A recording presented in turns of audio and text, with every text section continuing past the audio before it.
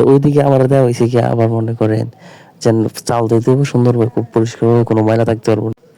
আজকে আমাদের প্ল্যান ছিল যে আমরা আজকে ইফতার আয়োজন করবো। আমরা যারা আছিলাম সবাই কিন্তু একটা প্ল্যান করছি যে আজকে ইফতার আয়োজন করতে হইব। যে আমরা ইফতার আয়োজন করার জন্য আমার বন্ধুর বাসায় গেছি, যে ওর বাসায় কিন্তু আজকে সবকিছু করা হইব।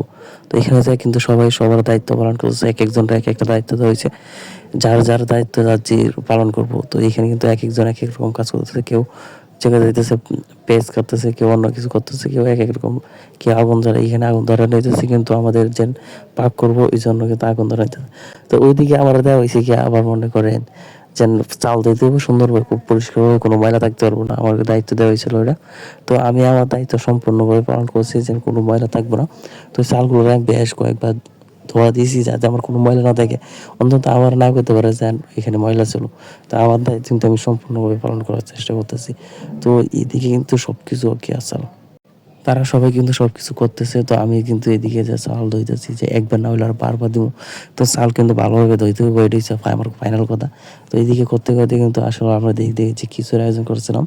তো এদিকে কিন্তু কিছুর আয়োজন হয়ে গেছে গা, রান্না বান্না সব কিছু করা শেষ। এদিকে সব কিছু গুছাইনি হইতেছে। আমাদের যে ব্রাদার ছিল ওরা দিছে লাড়ালাড়ি করার লাগে, ও খুব লাড়ালাড়ি জাগাজাগি পারে, ওরা দিছে জাগাজাগি করার লাগে যাতে এই চাউলটার পাইতলের সাথে না পাই, এরকম জাগাজাগি করার লাগে ওরা দিছে। ও খুব ভালোভাবে জাগাজাগি করছে।